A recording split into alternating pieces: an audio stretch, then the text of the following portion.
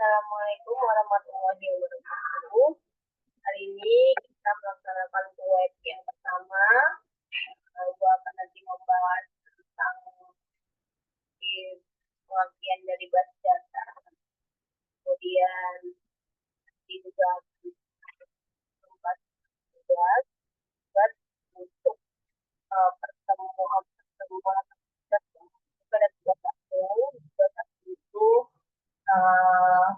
tingkat untuk membuat sebuah IFP dengan apa namanya entitas, atribut, dan data sensitifnya. Nah, di pertemuan kali ini, di web kali ini, sebenarnya saya sudah ada yang join, tapi Zoom-nya belum terrecord, jadi ini record kembali. Dan Ibu akan menerangkan kembali apa sih basis data itu, kan? Basis data terdiri dari dua suku kata, yaitu basis dan data. Jadi basis itu merupakan dari pengertian dari dasar ya, dasar bidang ada ya. Jadi memberikan basis itu adalah tempatnya. Jadi data itu apa? Data itu dapat direpresentasikan atau diumpamakan seperti fakta atau dunia nyata. Jadi kalau misalnya tidak atau tidak bisa dikatakan sebuah data, kita bisa berupa simbol, angka, teks, gambar, bunyi, benda dan sebagainya. Berupa benda, objek, atau kejadian. Seperti ya, binatang, benda. Kemudian ada kejadian misalnya transaksi, kebakaran, gempa bumi.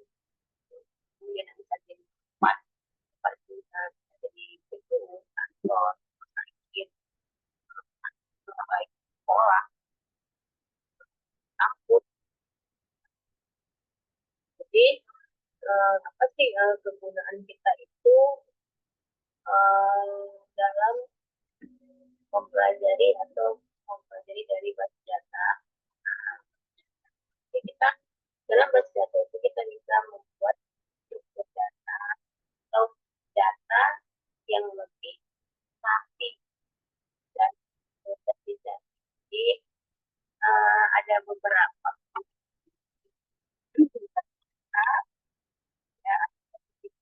modul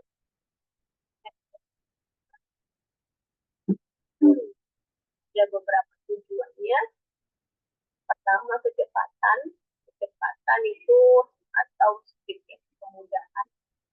Jadi kalau kita mencari data, mengambil data, kita tidak perlu memakan waktu yang banyak.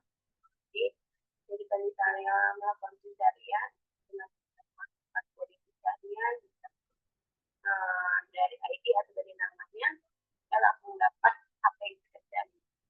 Beda dengan database konvensional atau database yang database ya, data konvensional ya. Jadi biasanya menggunakan atau masih manual kemampuan kita bisa pencarian itu lebih lama dari database ya. Radian baru gabung ya, Radian. Oke, Radian. Sebenarnya ya, makasih Radian sudah gabung ya. Oke. Jadi di database ini kita mempelajari yang namanya bagaimana sih menyusun sebuah dokumen atau data dengan baik dan benar gitu ya. Jadi kita umpamakan misalnya itu sebuah lemari ya.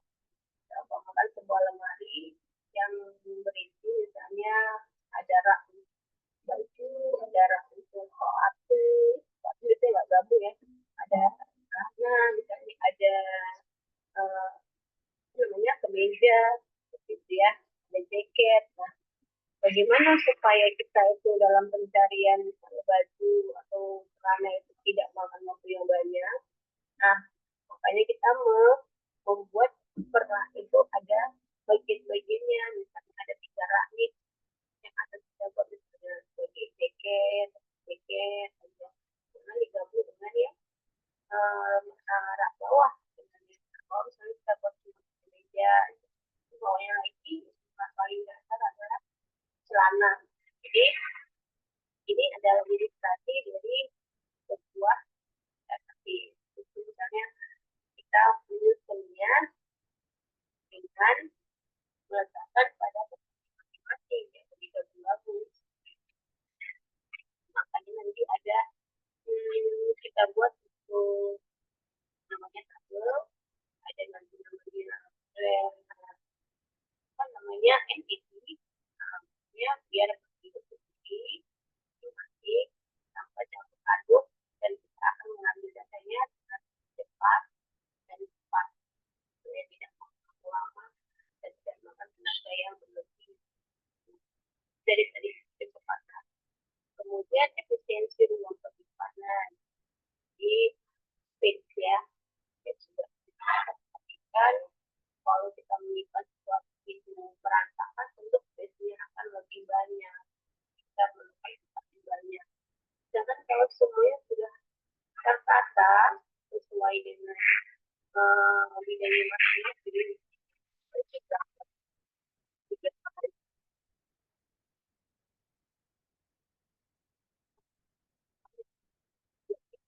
memberikan space. Kemudian ada efisiensi. Jadi apa? Kata kita gampang mencarinya dan gampang dan tidak dan tidak tenaga efisiensi di kerja ya. Nah, dan keamanan nanti di dalam juga juga diatur tuh apa namanya ada kemudian kemudian konsistensi jadi data itu konsisten jadi kalau tidak ada perubahan maka ada namanya protokol atau tools untuk berubahnya. Jadi kita tahu mana-mana yang memang nggak cepat, mana yang nggak dari segi waktu ya untuk aplikasi ini misalnya kapan saja. Dan untuk pembahasan dari tugas itu kan sebenarnya nilainya 50% ya untuk tugas 1, 2, 3. Jadi Bu lihat di sini yang mengumpul masih sedikit. Nah, jadi wanti-wanti dari sekarang untuk mengumpul tugas sesuai dengan waktunya, karena waktunya sudah sebentar lagi, tidak tanggal 31, sedangkan deadline-nya itu tanggal 3. 3 itu hari ini ya, Senin tanggal 3, pukul 3. Nah, jadi kan jangan salah persepsi, oh di Senin itu hari tanggal 3 jamnya misalnya jam 11 bukan, jamnya itu jam 3 sore ya. Jadi jangan kalian sangka jam 23 masih bisa ngumpul, tidak, nanti sudah tidak sesuai dengan update kalian ya.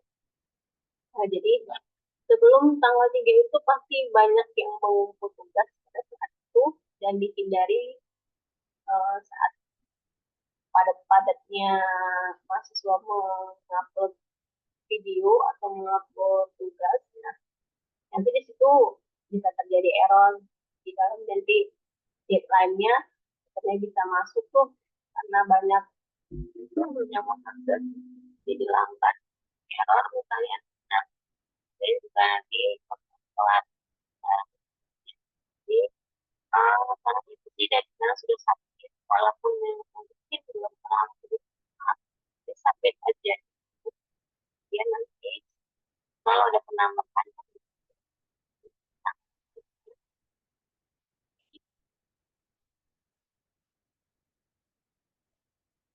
karena jadi 50% tidak dilakukan satu tugas sampai 16,6 gitu. Karena 3 tugas itu bernilai 50% lagi itu dari UAS. Ya, oke. Eh, kita bahas tentang tugas ya. Tugas di sini membuat IRB. Buat IRB itu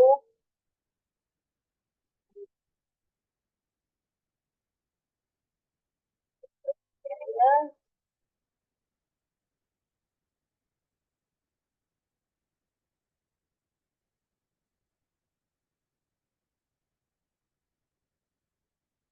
tugas.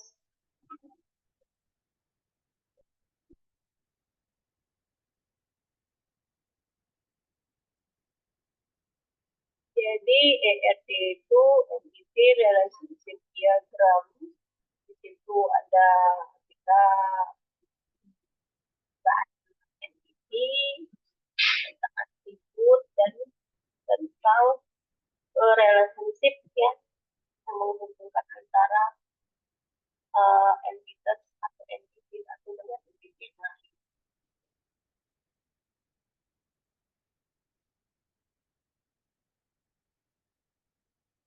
Oke, uh, jadi mungkin agak susah kalian rasa makanya kurang yang mengumpul masih sedikit. Jadi untuk membuat diagramnya bisa pakai di diagram atau pakai yang lain juga bisa. Aplikasi aplikasi pembuat diagram kan banyak tuh.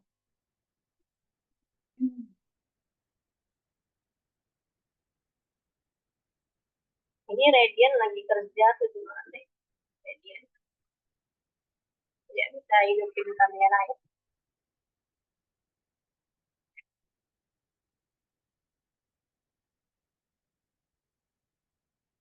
Ya, lihat dulu materi ERD-nya.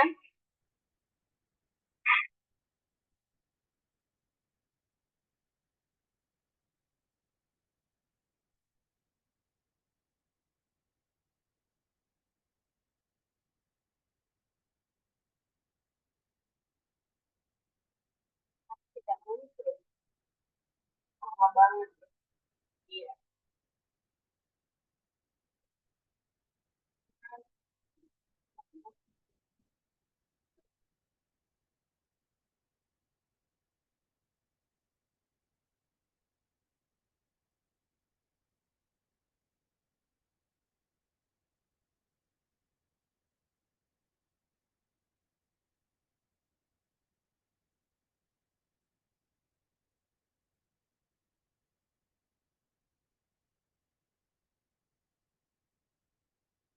Ya,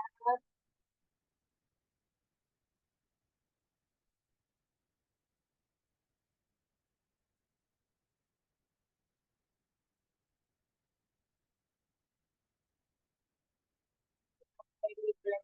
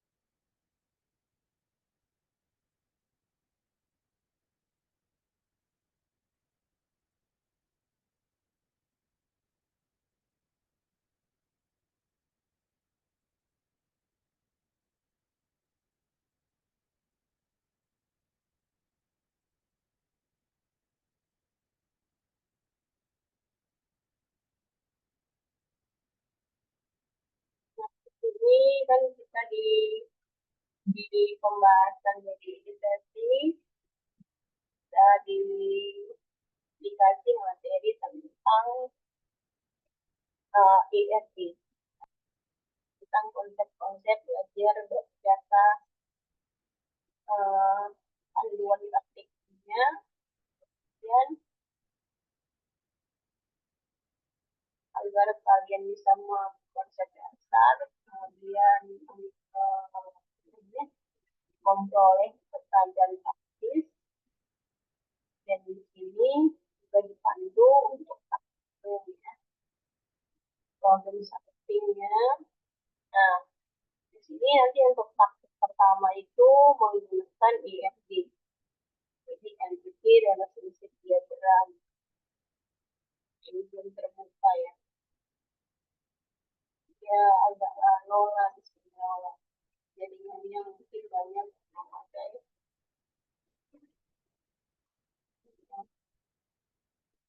Jadi untuk entity relationship itu kan ada beberapa tuh, termasuk ya ada entity.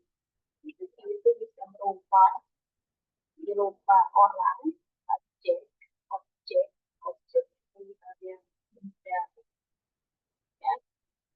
Kemudian ada yang namanya atribut. Atribut itu bagian-bagian dari entitas. Jadi kalau misalnya kita umpamakan entitinya itu adalah mahasiswa, jadi mahasiswa itu kan subjek, kan orang. Ya. Jadi kalau dari entitasnya itu atau entitinya itu adalah mahasiswa, tadi kita kampus lah. Ada mahasiswa. Kemudian apa yang menjadi atributnya, Bu?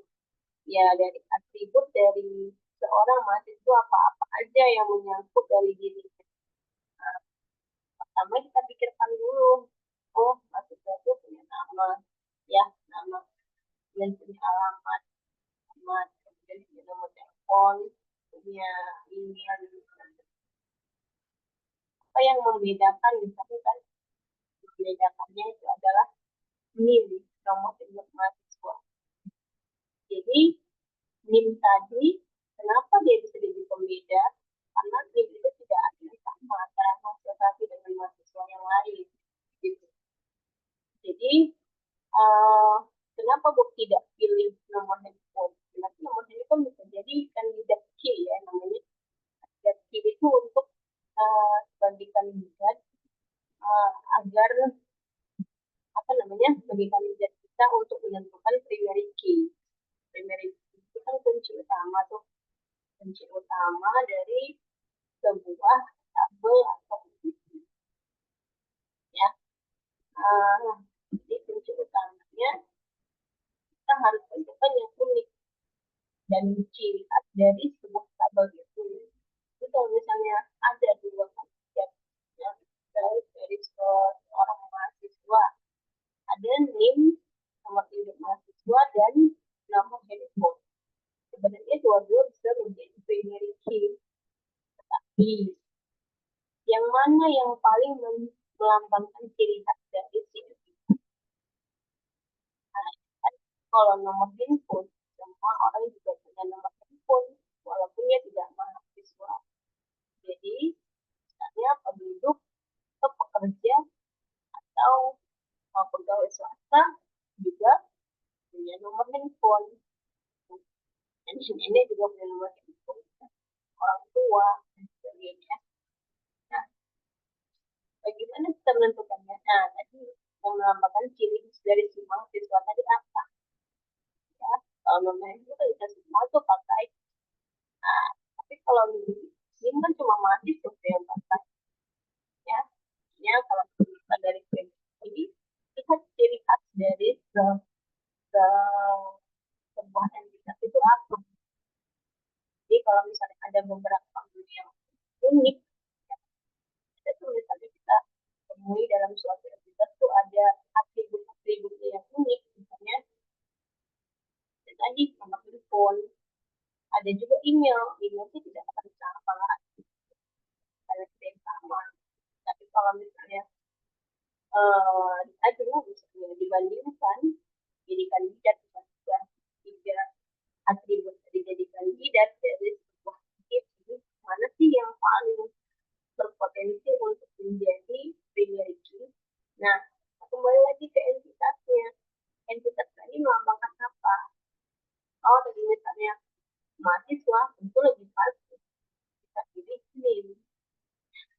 kalau nanti ciri khasnya beda lagi, misalnya untuk membuat akun, misalnya bisa buat video ya, lebih cocok apa?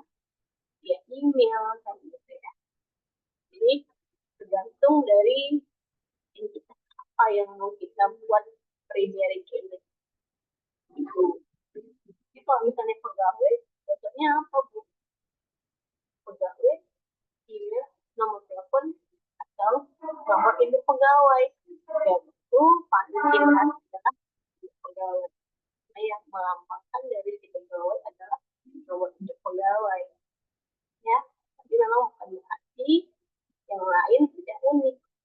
Ya, tapi karena kita mempunyai pegawai ya, yang pas sekali atau cocok untuk menjadi PNS adalah buat menjadi pegawai. Begitu juga dengan mahasiswa, begitu juga dengan dosen, misalnya, begitu juga dengan dokter, kalau di bagian rumah sakit ya. Jadi ada ID untuk dokter. Dia bisa terbuka juga. Oke lah. Nah, jadi untuk kardinalitas, kardinalitas tadi itu masih ada kita di sini semua tidak bisa karena kalau ini tidak bisa nampil di apa yang terjadi di bawah ini pun saya tahu.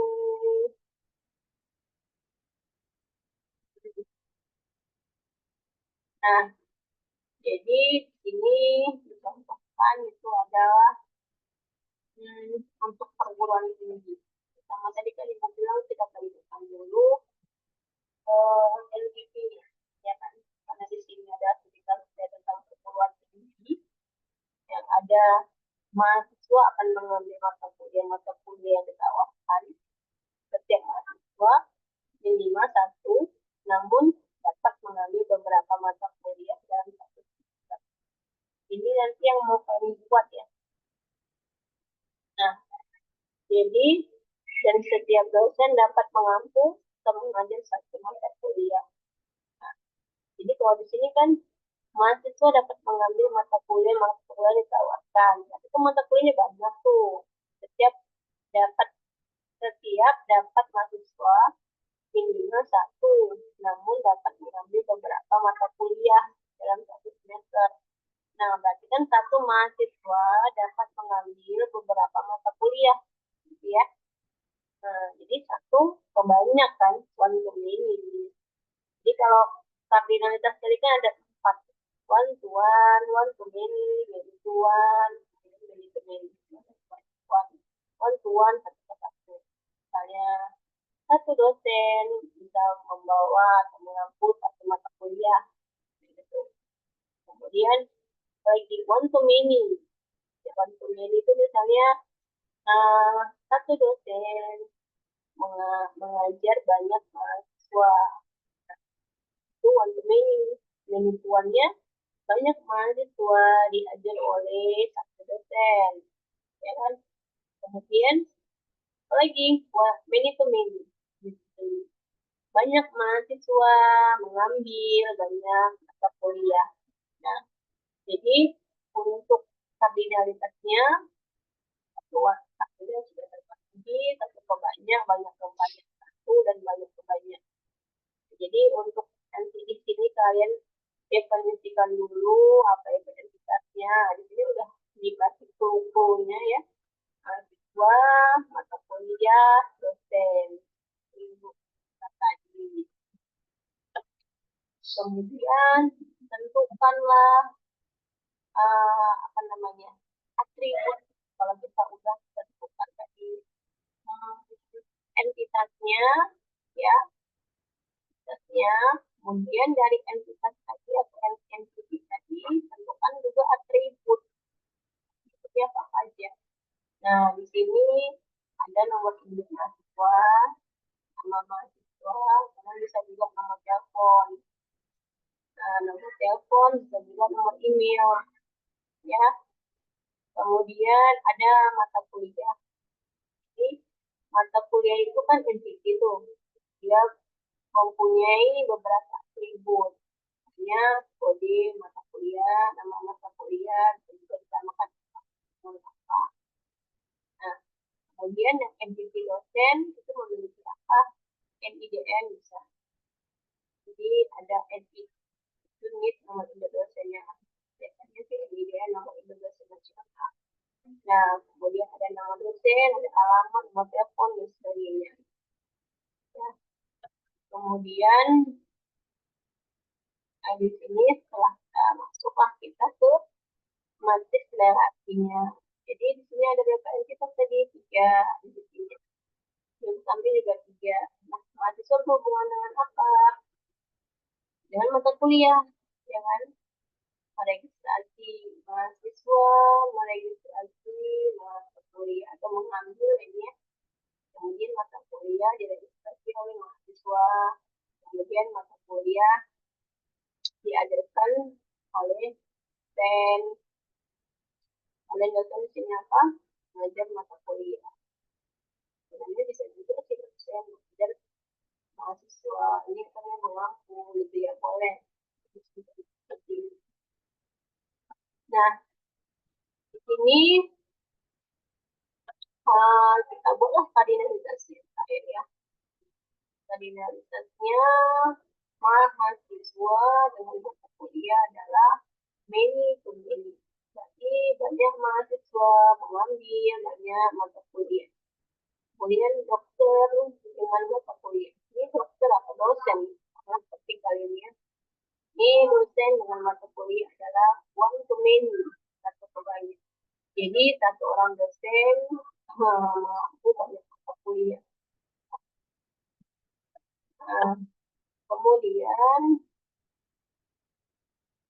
Kemudian di sini mahasiswa dengan mata kuliah dapat dibaca banyak masing ya. Ini, nah masuklah kita ke tampilan EFT-nya ya. Jangan lupa jangan salah simbol ya, jangan salah simbol. Jadi simbol di sini bisa melambangkan apa nanti kalau misalnya kalian pengennya sih buat atribut, tapi kenapa yang dibuat simbolnya entitas salah gitu kan? Jadi di sini ada entitasnya ada berapa di sini? Ada entitas mahasiswa, ada entitas kuliah, ya. Kemudian ada entitas dosen, ya. Kemudian ada entitas dosen, kemudian ada divisi registrasi MK dan kuliah. Nah, jadi di entiti mahasiswa itu mempunyai yang atribut nama mahasiswa, serta juga nomor telepon, alamat, gitu. Ini lambang apa nih tadi? Lambang one, ya. Jadi registrasi ke ini tabel bantu ya, registrasi MK. Mata kuliah ini registrasi MK berarti ini lambang apa nih? Min ya. Jadi satu mahasiswa dapat meregistrasi banyak mata kuliah itu ya. Ini registrasi ke satu mata kuliah. Kemudian di registrasi ini ada NIM dan kode kuliah. Nanti dan tabel bantu ya. Kemudian di sini ada entiti mata kuliah. Mata kuliah itu mempunyai atribut kode mata kuliah, kemudian ada nama mata kuliah. Nah, kenapa digaris bawah gini Bu? Itu artinya freelance ya. Karena lagi ya, jadi bedakan ini juga ada artinya dari ini ya. Kemudian ini simbol belah ketupat artinya prinsip ya. Jadi menggunakan entitas itu ada di bawah ya dan prinsipnya ya.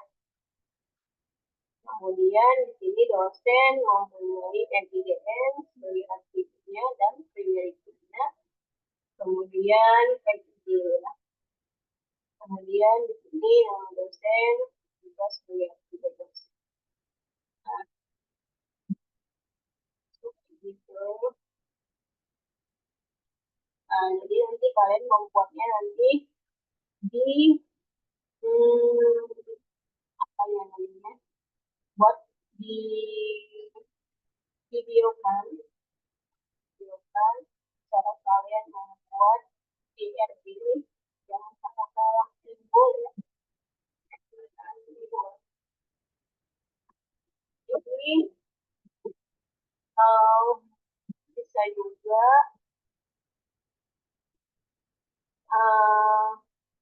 di aplikasi online namanya DB diagram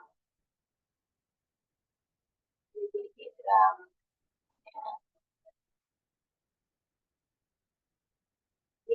diagram juga boleh, mau pakai input juga boleh ya, manual ya apa. Nah, ini merupakan contoh misalnya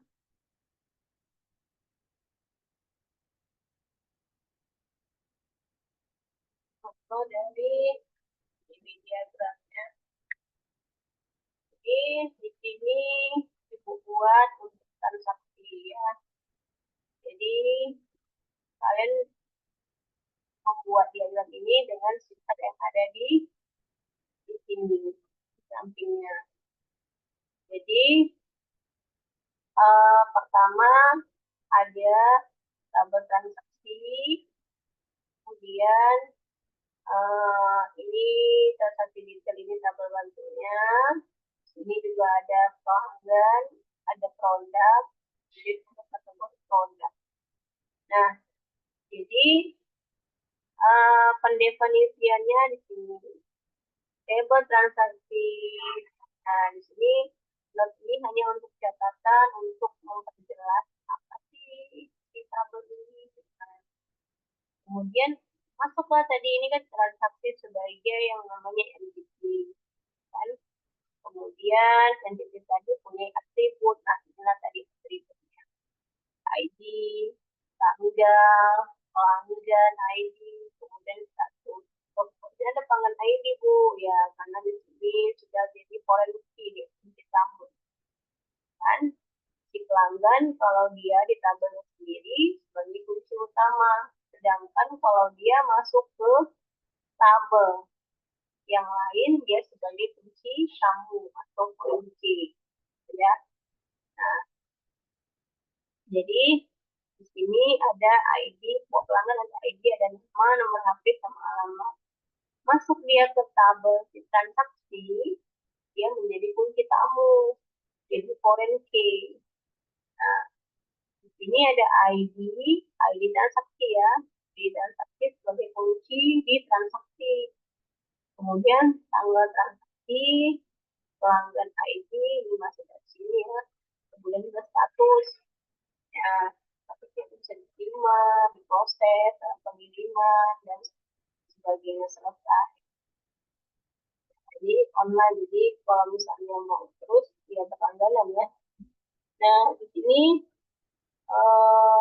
ada produk tadi punya juga yang namanya ID. Ini atribut dari produk gitu ya.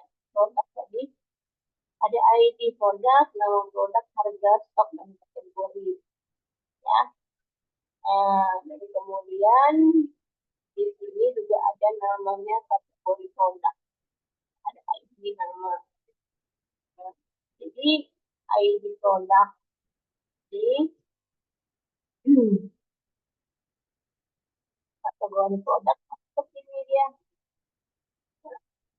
Kemudian dari sini detail transaksi atau transaksi detailnya, ini masuklah produk ID, kemudian jumlah pembeli sama transaksi ID. Nah, kalau di sini di diagram sini kita bisa nampak alur. Jadi ini online, jadi kalau mau pakai ini juga apa.